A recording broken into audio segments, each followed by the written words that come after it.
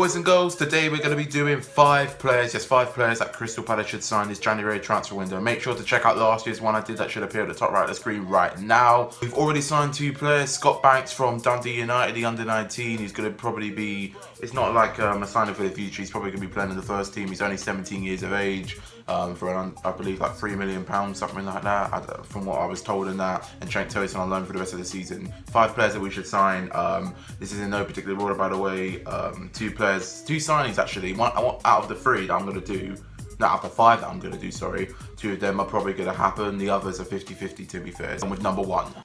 Now, you know, after that 2-0 defeat home to Southampton, which I was flabbergasted in the way that we lost 2-0 after, especially, you know, getting a 2-2 draw at City, which is unheard of. I don't get that at all. Whether it's Roy's tactics, whether it's the board, you know, I'm a little bit peeved about that. The way that the team performed in that, Zaha was poor, Roy's tactics were off point, and the board are under a bit of pressure right now to sign players and a bit of quality into our team. You know, because obviously a few players are still coming back from injury like Townsend, Schlupp, and Saka and Fernando and that, etc. You know what I'm saying? But we've got too many players that aren't good enough. James McCarthy, Christian Benteke, Scott Dan, Wayne Hennessy, Martin Kelly, they're not good enough and they need to leave at the end of the season. They've been in the club too long. Even Benteke, yeah, Benteke I did say that obviously, but no, it's just really aggravating. Listen, I look at other teams and I look at us and we got Connor Wickham coming on as a substitute. That's not going to do anything for us, is it? So we really need to back our ideas up front. So we need a bit of strength up front. We need a bit of pace as well. We haven't really got many wingers. Schlupp and Townsend are both crocs right now. Hopefully they're going to come back soon. But Yannick Carrasco, who's out at China right now, he is rumoured. We are in talks actually to get him on a 6-month loan until the end of the season. That'll be a superb signing. Now I know he went to China for the money, and a few Palace fans were like, "Is he a money grabbing player?" So and so, you know what I'm saying? But you know, I think we need a bit of quality. We need a bit of pace and rhythm outside on the the wing and that, especially on the right.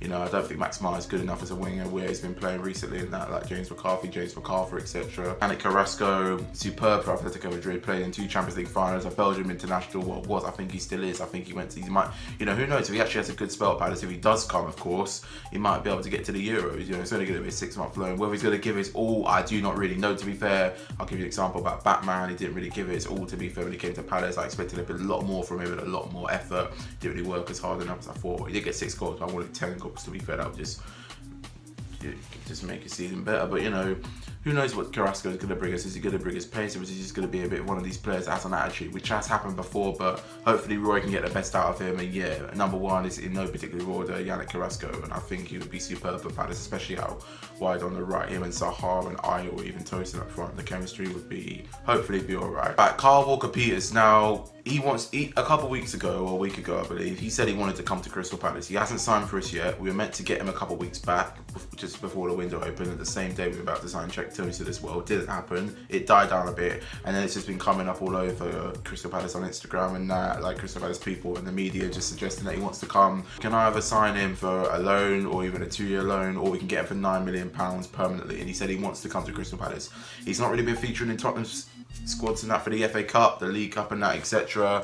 But now, real talk, he would be a superb signing. I know we've got Joel Ward, who's just recently come back. Martin Kelly's been playing as a right back. He's been poor ever since he made that mistake away at Southampton. He's been off it.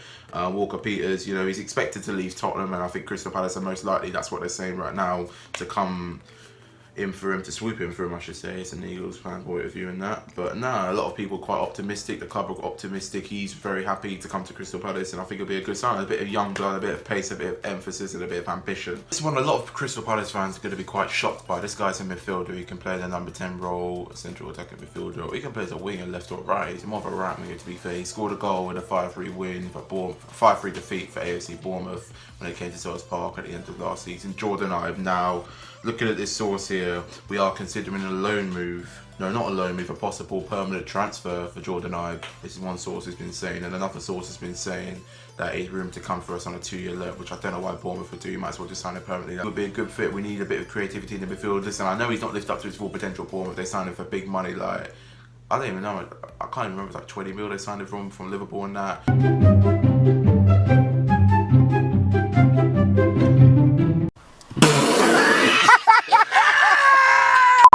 Real talk, if it does happen, it'll be a superb signing. He scored a few goals now and then.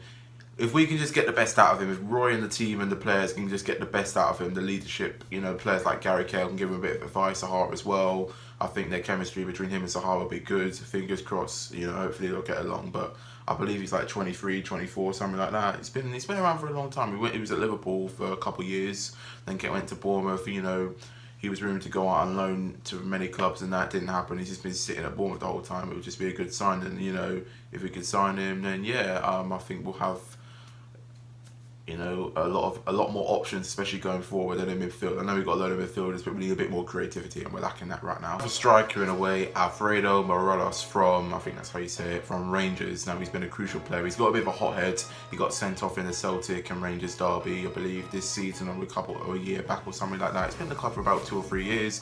You know, he scores goals now and then. I know he's had his ups and downs at Rangers, you know, missing that penalty in one of the Scottish Cup finals. Something, I don't even know much about the Scottish League. He missed a penalty and the Celtic fans turned on him a bit. I mean, all I can say is Aston Villa are interested in him. I don't really know much about the player. He has been a crucial player for Rangers. He's a Colombian international, I think. I don't think he is. He never went to the World Cup, but this January, I don't think it's going to happen. I think it's 40% likely that it will happen, if you get what I mean. 40% likely. Anyway, you know, he's been scoring a lot of goals in the Scottish campaign. The Premier League is it's not really the next, it's the next level for him, but it's the football is probably a bit similar to Scotland in a way, if you know what I mean. It's not like going from, I don't know, the American League, the MLS American League, whatever you call it, to the Premier League that that Newcastle player, what's his name, Almiron, who found it. It took him nearly a year basically to get his first Premier League goal. That's how long it takes for players to sort of blend in and get in the move and the rhythm of the Premier League. A player that we have put a £20 million bid in from, he's a Celtic striker, Odsonne Edouard. Now he was I believe, Celtic's top goal scorer in the 18-19 season. I think this season as well he is, with 14 goals and 5 assists. He's only, he hasn't been, you know, he's played 18 matches only this season, so I think he is a bit injury prone from what I've heard. But you know, we put a 20 million bid in for him. Do we need him? I mean, we've already signed Tosin, we've got Ayew. I mean, Wickham needs to go, Benteke probably will go as well. They both may go out on loan or be sold permanently this January transfer window. But looking at his record right now, his first season it took him time to score goals, only 9 goals. His second one was 15, and this season he's got 14, so he's probably going to get a bit more. So, you know, he's progressing, he's getting better and better every season from what it looks like right now. He's got more assists as well. You know, he got 5 last season, he's got 5 this season. So he's improving, and I think the Premier League for him, of course, is the next level. Another Scottish player, or another player, I should say, who plays in the Scottish League, of course. He's not from Scotland, I believe. He's a French under-19 international. He's quite young. I don't know how, I think he's 20 or 19, he's 18, something like that. I think he's 18 or 19 from what I've heard. I could be wrong. I don't really know much about him that well, but from what I've seen, he looks like a very good player that's improving, and I think if he comes to the Prem, it may take him a bit of time, but if we sign him permanently, I think next season he should be getting a few goals in that, but consistently it's very hard to score goals in the Premier League. And Eduardo, that would be a good signing, hopefully, and hopefully he'll be able to improve and gain trust and, you know, just be on point in the Premier League scoring goals. Fingers crossed. At the end of this video, make sure to like, share and subscribe. Let me know your opinions in the description below. Leave a comment, of course, not description, the comment section. Who will we sign? Is Sahar going to leave? Are we going to sign other players? Will Batman come to the club? Who knows? Will Benteke go out on loan? X, Y and Z, ifs and buts, you know what I'm saying? A lot of players in talks like Walker-Peters and Carrasco.